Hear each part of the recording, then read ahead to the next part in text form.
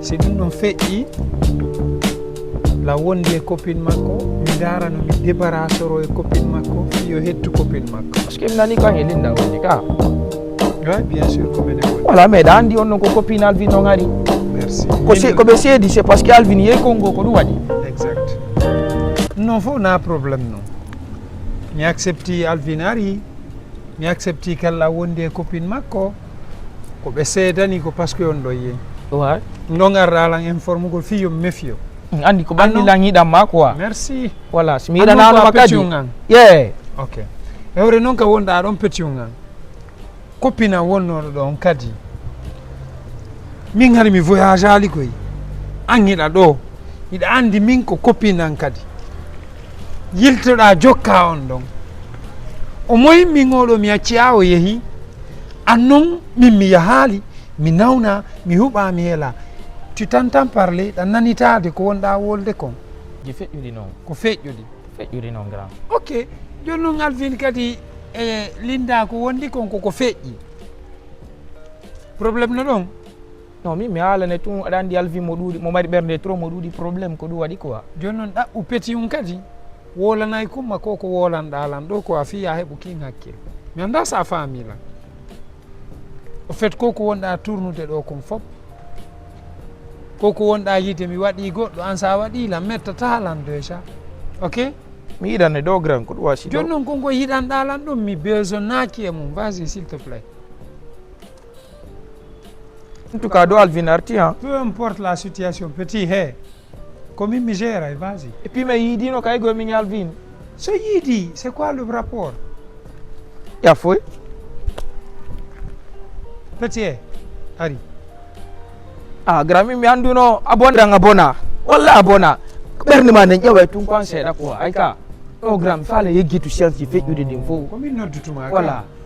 dépression ala e famille mon on goto e ɓaal dépression ah minen goto feeta ko amen ok ɗan noon famille ɓe feetuɗo goto heɓoto ma leñol ɓe ma iwdi ɓe feetuɗo goto heɓoto minen mamum ɗo feetuɗo ala ka amen mamum fof ko an attoto feetude i par ce que na hakkil timmuɗo wonɗa wadde quoi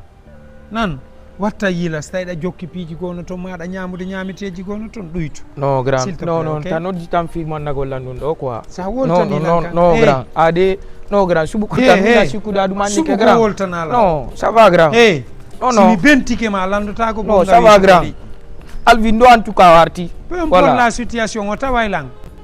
ko gorko komi gorko peu importe la situation o taway lan ko gorko komi gorko kono ngal na fiki yagal accu kanko tigi wara wolna lan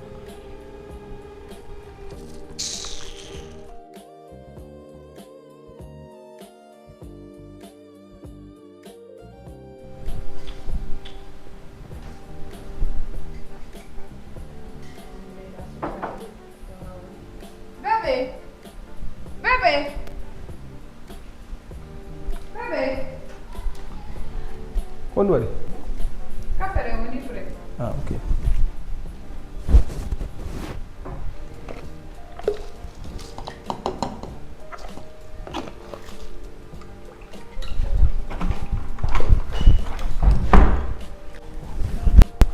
accu am naate tum sansagol kar siko naate la yewtude yimɓe ne téléphone kade sur ton naate tum sansagol naata noddugol lam lan andi mi yaltata mi yara café mais simi naati sansagol abbolan ham mi yalta simi ara mi yara ndewul lan mi yara few non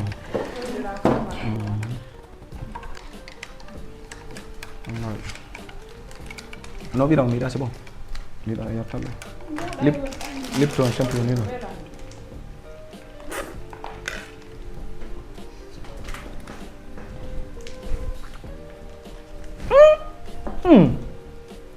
kono ko Allah kare waɗanɗa no hakkude ma e Allah kono sukkari yonaɗo woni mi ɓe Maymuna ko warno gollam falla joni o ɓana bonɗo ka mettaki ko si nodduɗa lan non muna feƴƴiti quoi feƴƴiti yewde ma nden feƴƴiti quoi ari ɗo kontoɗa hen arɗo arɗo ari ɗo kon won a jonde lan ni an ɗo kon ni kon won a jonde lan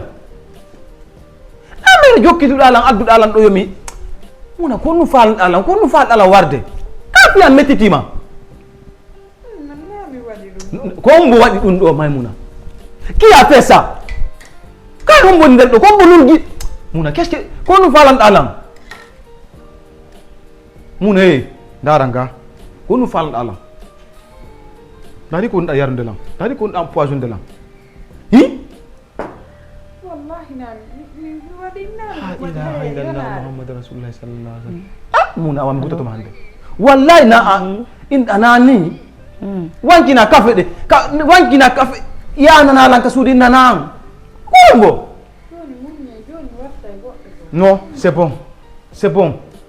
bon mi andi ko falanɗa lan ko c'est bon ƴettugol ɗum ɗo waɗa ka reedu am fusala nder to mi yara tun tete kani fof taƴa ɗon heɓa hande kan c'est bon merci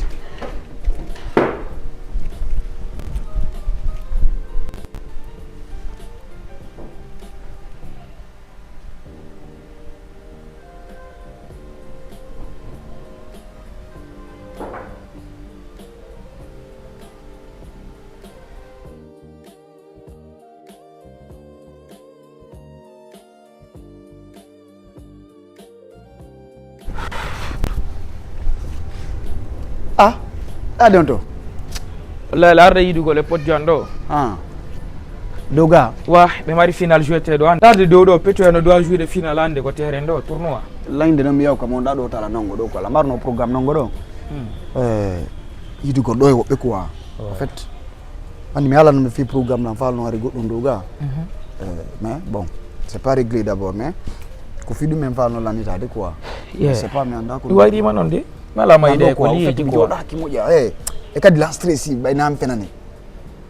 kunjum bonni la moral mo mi c'est que je m'attendais pas quoi ayidi mako mais yidi henani lan ko gonga ko ala ndalan ko mi fena tagra sa yi ali goddo andu ko no goniri en fait mi mais yidi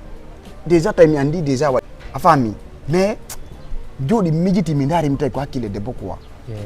afami min tokjo mi felamu moja parce que déjà mi andi antunde bosi gorko sino fala ala imanu afami sina dum odon kanko mi sikano kanko heba no courage ko kopina mo mi andi di mu tawta mo yangi di mu franchement fo andi di mu quoi ke ay linda don ko gore jo copine makko kenzo nandi o waddi tan kanko e kadi so sakitori kanko e linda donc mi ko mi feli ko wadi mi tay wata mi nyama ko me yida mi pira ma mi sonka ma mi wada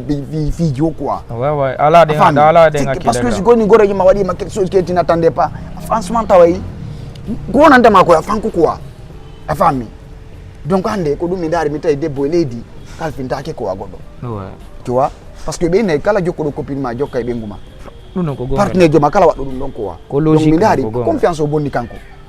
parce que mi la marno c'est que projet gi tawta na déjà ballo dina dewgal non laisse tomber grand head ko tanni ko feccata quoi ballo di arti jokku business ma saboda ya fe mabbe on grand non saboda ya kele ya ngal weli wo ko non sakitorta déjà mi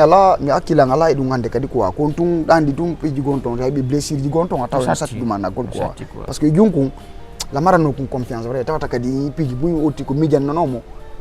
déjà hare no ande ko debbo anda ko fala mista parce que anda ko no mijan nom mais tu le coup grand ça va non ça va je laisse tomber ça doni wa tamado de programme parce que déjà mais match final quoi tu me ya de wada préparer souci tam bonu programme encore mi ya do min kadi no de kikiri bonali grand ande no yaltay goy ane ande yalte mi donc ça jabi yalte ande mi wala ma ko enjidi parce que wayri gade ya mi ta ko ni yanko la grand on no problème no de ta part de 20 euros OK hein